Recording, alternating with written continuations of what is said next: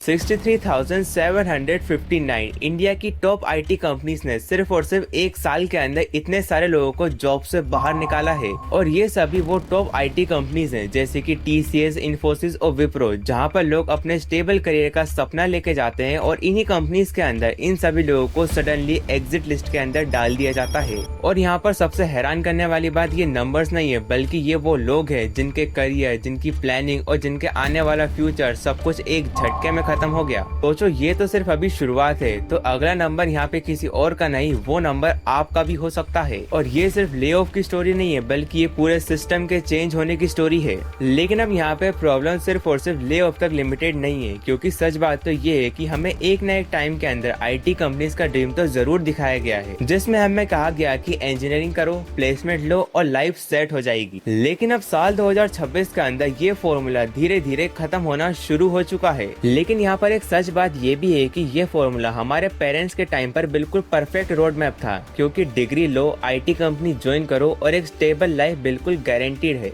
इसलिए हर साल लाखों स्टूडेंट इसी सेम पाथ को फॉलो करते हैं, वो भी सेम कॉलेज, सेम स्किल और यहाँ तक की सेम एक्सपेक्टेशंस के साथ। लेकिन अब ग्राउंड रियलिटी चेंज हो रही है। जो सिस्टम इतने सालों से काम कर रहा था, अब वो वैसे काम नहीं कर रहा। और यहाँ पर सबसे डेंजरस बात ये है कि यहाँ पे बहुत सारे लोगों को यही नहीं पता है कि आखिर ये चेंज है कितना बड़ा। अब यहाँ पर समझने वाली बात ये है कि आखिर ये आईटी मॉडल्स काम कैसे करते हैं। सोचो, एक कंपनी जो यूएस या यूरोप के अंदर एक सॉफ्टवेयर इंजीनियर को हायर करती है, तो वो इंजीनियर उनको वहाँ पर काफी ज्यादा महंगा पड़ेगा। और उसी सेम इंजीनियर को वो कंपनीज इंडिया के अंदर हायर करती हैं, तो वही इंजीनियर उन्हें काफी ज्यादा सस्ता पड़ेगा। तो कंपनीज ने क्या किया, अपना काम इंडिया के अंदर भेजना शुरू कर दिया और इंडियन आईटी कंपनीज ने इसे एक सिस्टम की तरह बना लिया। जितने ज्यादा इंजीनियर उतना ज्यादा काम और उतना ही ज्यादा पैसा। और इस सिस्टम ने लाखों लोगों को जॉब दी, कैंपस प्लेसमेंट दिए और एक पूरी की पूरी जनरेशन को ये बिलीव दिया कि IT equals to secure future. और ये सिस्टम ऐसे ही सालों तक परफेक्टली काम करता रहा। लेकिन आज मौजूदा टाइम के अंदर ये सिस्टम, ये मॉडल, ये पूरा का पूरा फॉर्मूला धीरे धीरे काम करना बंद कर रहा है। लेकिन अब यहाँ पर एक सेकंड के लिए रुकिए, क्योंकि जो मॉडल इतने सालों से इतना परफेक्टली काम कर रहा था, तो अचानक उसके साथ ऐसा क्या हुआ जो वो अब टूट रहा है। क्या इसके पीछे का रीजन ले ऑफ है, या फिर इसके पीछे कुछ ऐसा चेंज आया है जिसने पूरे सिस्टम को बदल के रख दिया है।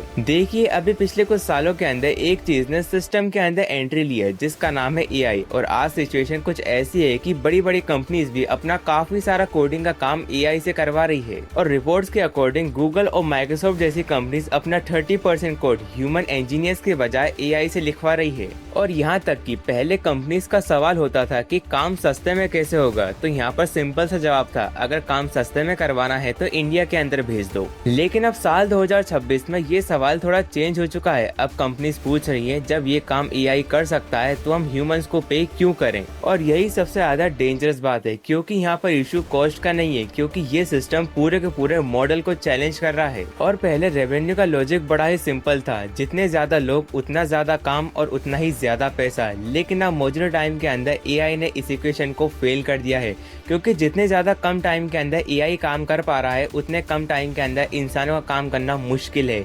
इसलिए इक्वेशन चेंज होकर यहाँ पर ये बन जाती है, कम लोग और ज्यादा आउटपुट। लेकिन अब यहाँ पर सोचने वाली बात ये है कि जब कंपनीज एआई के साथ कम लोगों के साथ ज्यादा काम कर पा रही है, तो वो भला क्यों ज्यादा लोगों को हायर करे। और यहीं से पूरा का पूरा गेम चेंज हो जाता है। लेकिन अब जब मार्केट की डिमांड चेंज हो रही है, तो इसका इम्पैक्ट सबसे पहले किस पे दिखेगा, वो लोग जो ऑलरेडी एक्सपीरियंस के साथ मार्केट में है, या फिर वो लोग जो अभी अभी इंडस्ट्री के अंदर एंट्री लेने वाले हैं। चलिए सबसे पहले बात करते हैं फ्रेशर्स के बारे में। देखिए, ये वो लोग हैं जो कॉलेज कंप्लीट करके पिछले 4 साल से सिर्फ एक ही चीज की तैयारी कर रहे थे, और वो है प्लेसमेंट।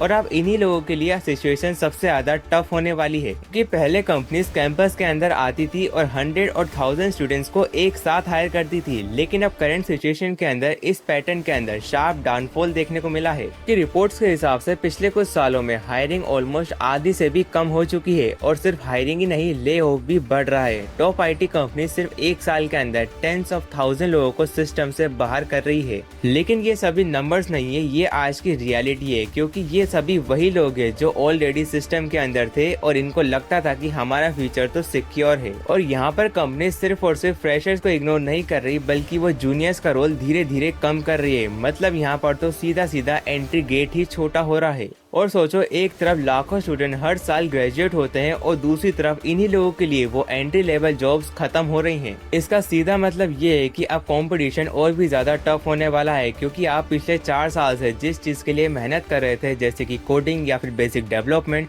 वो काम अब एआई फास्टर और चीपर तरीके से कर पा रहा है। मतलब आप जिस चीज के लिए मेहनत कर रहे हो वो रोल तो अब धीरे धीरे डिसअपियर हो रहा है। और अब आता है इस पूरी की पूरी स्टोरी का असली टर्निंग पॉइंट, क्योंकि अगर जॉब्स कम हो रही हैं तो ये सभी इंडस्ट्रीज आखिर ग्रो कैसे कर रही हैं, और ये कैसे पॉसिबल है कि एक तरफ तो कंपनीज लोगों को कम कर रही है और दूसरी तरफ उसका पैसा और आउटपुट बढ़ रहा है। और यहाँ पर सिर्फ और सिर्फ कहानी चेंज नहीं हो रही, बल्कि पूरा का पूरा गेम बदल रहा है। लेकिन अगर आप ये सोच रहे हैं कि इन सब के पीछे सिर्फ एआई है, तो आप लोग गलत सोच रहे हैं, क्योंकि इन सब के पीछे एक और बहुत बड़ा रीजन है। और वो रीजन क्या है, चलिए जानते हैं। देखिए, फॉरेन कंपनीज अपना काम इंडिया भेजने के बजाय इंडिया में ही अपने सेंटर्स बना रही हैं, और इन्हें ग्लोबल कैपेबिलिटी सेंटर्स कहा जाता है। ये कंपनीज मास हायरिंग नहीं करती, लेकिन स्किल्ड लोगों को हायर करती हैं। मतलब एंट्री तो टफ हो गई है, लेकिन काम अभी भी हाई लेवल का हो रहा है। सोचो, इसका मतलब क्या है। देखिए, इंडस्ट्रीज में काम तो कम नहीं हुआ, लेकिन काम करने का पूरा सिस्टम ही चेंज हो गया है। लेकिन रुकिए, इंडस्ट्रीज में एक नया ट्रेंड देखने को मिल रहा है। यदि आपको अभी तक कोडिंग आती थी तो आपका काम चल जाता था, लेकिन आज के टाइम पे सिर्फ कोडिंग आना ही काफी नहीं है। आपको इसके साथ साथ एक नई इंपॉर्टेंट स्किल सीखनी होगी,